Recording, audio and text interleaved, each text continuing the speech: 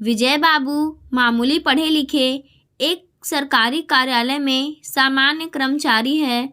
अपने कार्यालय से घर और घर से कार्यालय, बस उनकी इतनी ही जिंदगी है। कम पैसों में भी भरा पूरा परिवार चला रहे हैं।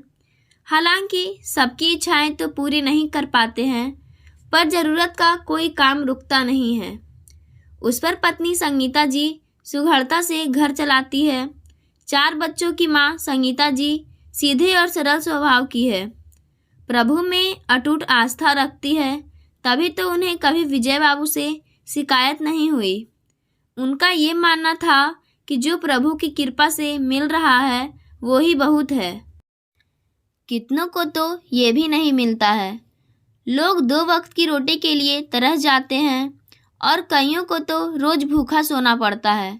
दोनों ही पति पत्नी अपने जीवन से संतुष्ट और संतोषी स्वभाव के थे। दोनों 4 बच्चों के माता पिता हैं, जिनमें 2 बेटे और 2 बेटी है। दोनों बड़ी बेटियों रिधिमा और परिधि की वो शादी कर चुके हैं और दोनों छोटे बेटे पढ़ाई कर रहे हैं। दोनों में से छोटा बेटा भास्कर जीवन से काफ़ी कुछ पाना चाहता था।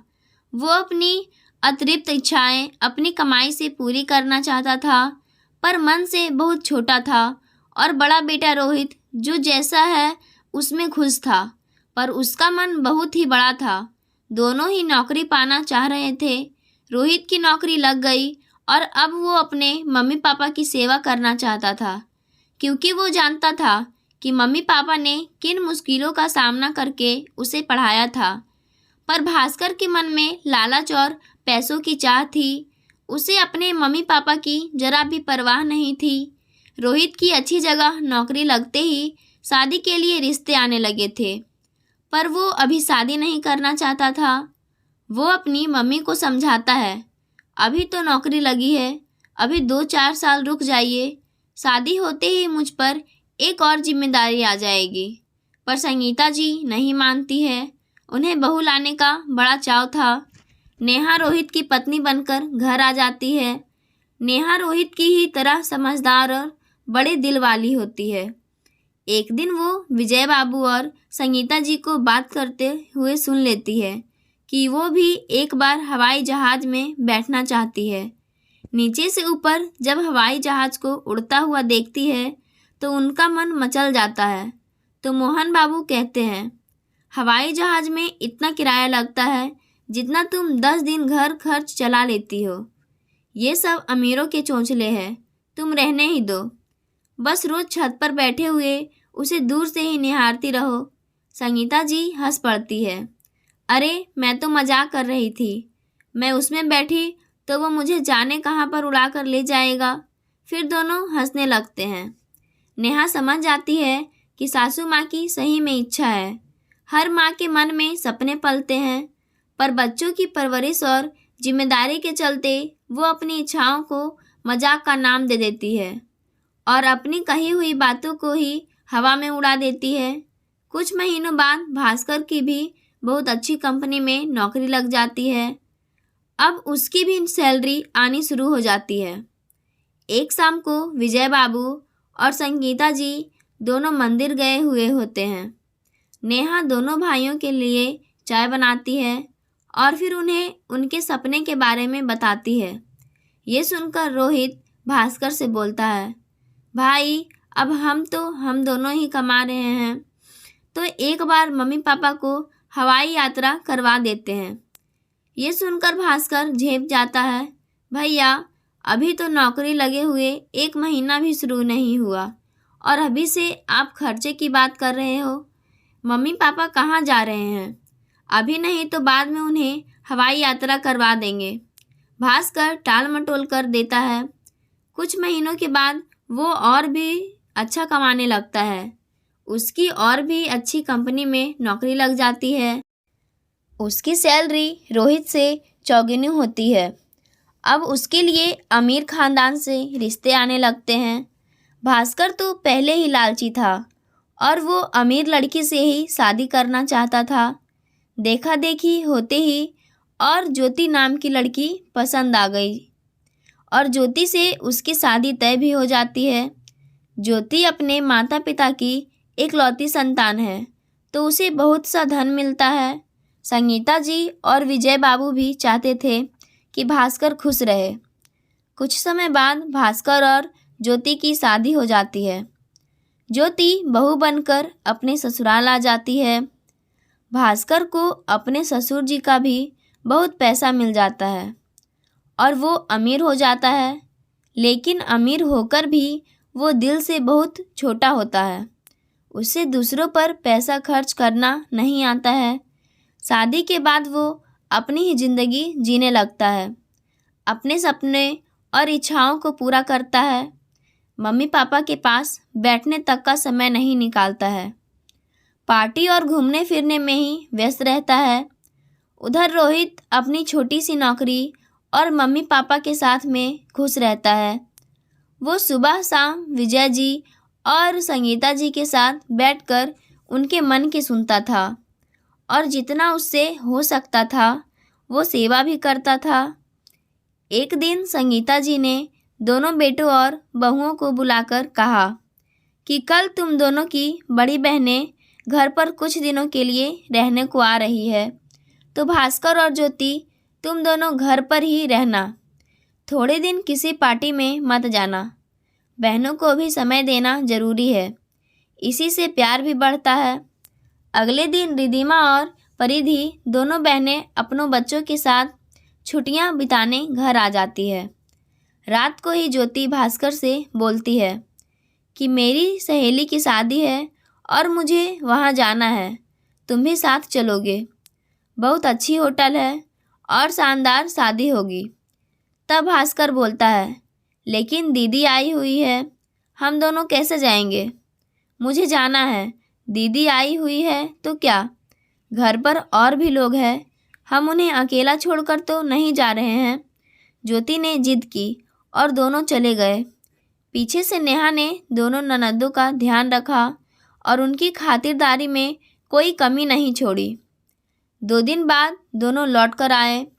उसके अगले दिन बच्चों ने शाम को घूमने की जिद की तो भास्कर ने टाल दिया, पर रोहित अपनी बहनों और बच्चों को घुमाने ले गया। उसने बच्चों को आइसक्रीम और खाना खिलाया। बच्चे अपने मामा से बहुत खुश हो गए। रोहित और नेहा ही बच्चों को और बड़ों का ध्यान रखा करते थे, उन्हें समय दे रहे थे। भास्कर और ज्योति को तो कोई मतलब ही नहीं था, उन्हें किसी भी तरह बस पैसा खर्च नहीं करना था। ये तुम्हारी दीदी और बच्चे कब वापस जाएंगे? जब से आए हैं मेरे तो सिर में दर्द हो रहा है और खर्चा भी कितना हो रहा है। महीने भर का राशन का सामान 4 दिन में ही खत्म हो गया है। कमरे से आते वक्त संगीता जी और उनकी बेटियां सब सुन लेती है तो उन्हें बहुत दुख होता है। तभी रिधिमा बोलती है, ज्योति भाभी, आप पैसे वाली हो पर दिल की बहुत गरीब हो। हमारे आने से आपके रसोई के डिब्बे खाली हो गए होंगे, पर ये बात मुझे भी मालूम है कि आप घर खर्च में कितना पैसा देती हो। आपसे और भास्कर से तो 1 पैसा भी खर्च नहीं होता है। आप चाहे अपने आप को अमीर समझो, पर मेरी नज़र में आपसे ज़्यादा गरीब कोई नहीं है। जिसके दिल में अपनों के प्रति प्यार और सम्मान की भावना नहीं हो, वो सबसे ज़्यादा गरीब होता है।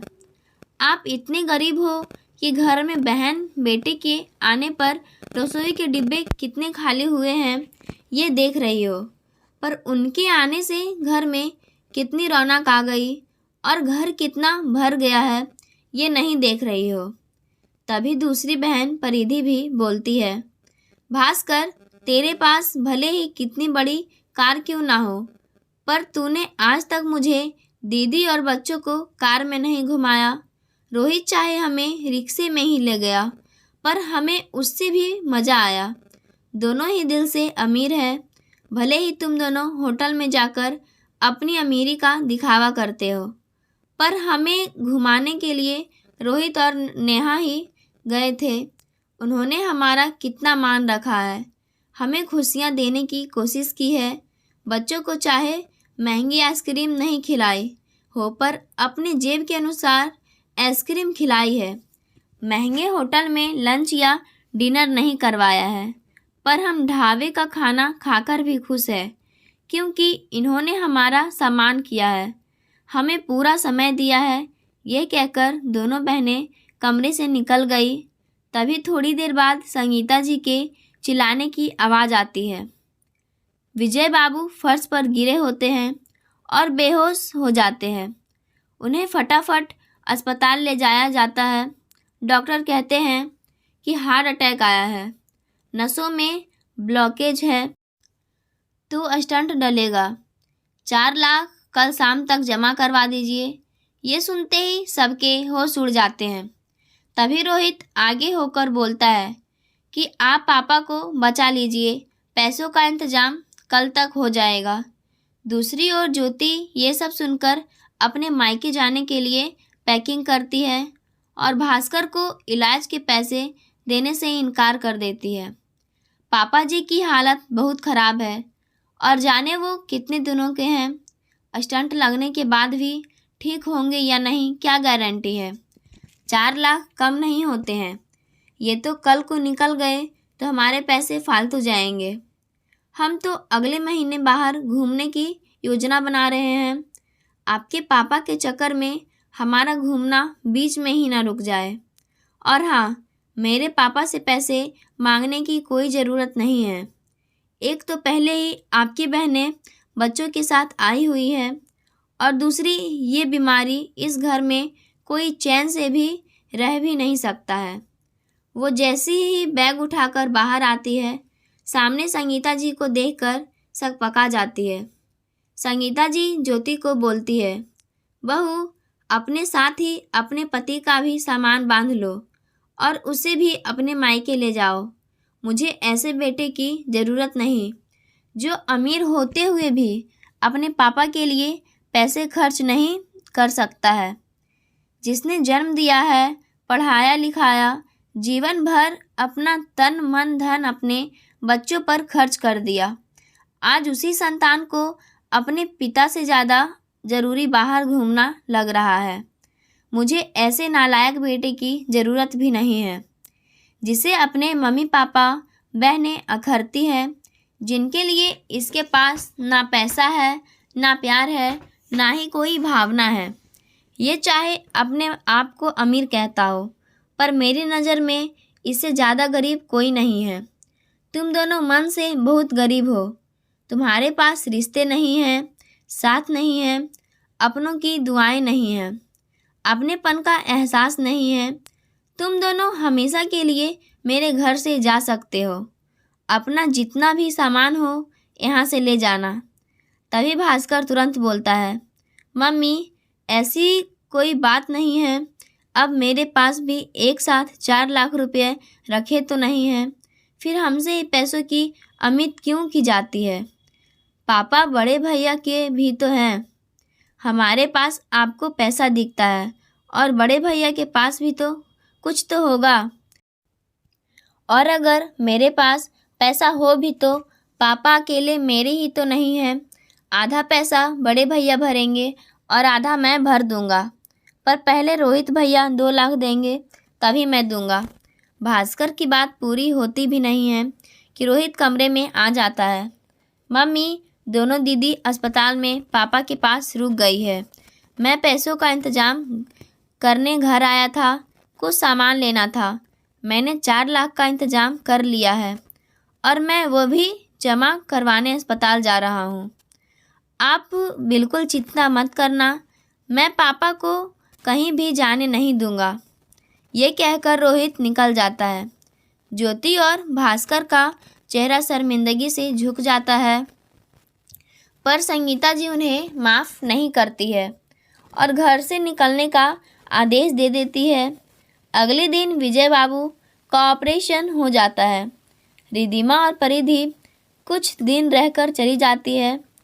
कुछ महीनों के आराम के बाद विजय बाबू स्वस्थ हो जाते हैं और पहले की तरह दैनिक काम करने लगते हैं।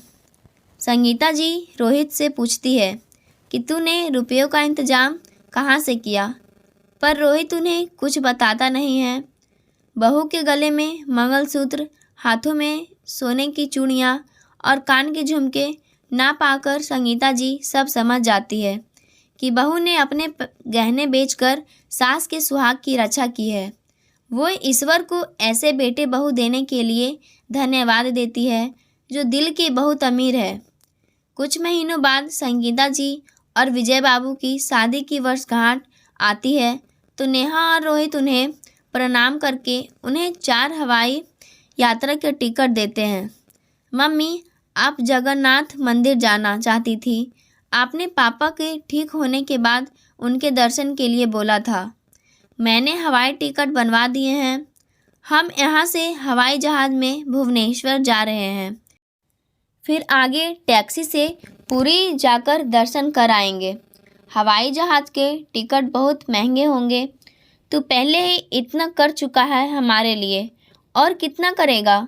इतना पैसा तो मेरे पास नहीं है। संगीता जी ने कहा, मम्मी, आप लोगों ने जो हम बच्चों के लिए किया है, हम तो उतना कभी नहीं कर पाएंगे। पर आपने जिस तरह हमारे सपनों को पूरा किया है, हम भी आपके सपनों को पूरा करने की कोशिश करेंगे। हम क्या आपको इतनी खुशी भी नहीं दे सकते? संगीता जी अपने बेटे बहू को बहुत सारा आशीर्वाद देती है। दोस्तों, गरीब हमेशा गरीब नहीं होता है, वो दिल से अमीर भी हो सकता है। बेटा चाहे तो कम पैसों में भी परिवार को खुश रख सकता है, और अमीर बेटा भी कई बार अपने ही माता पिता को दुख में अकेला छोड़ देते हैं। वो अमीर होते हुए भी दिल से गरीब होता है। खुश रहने के लिए पैसा नहीं, दिल बड़ा होना चाहिए।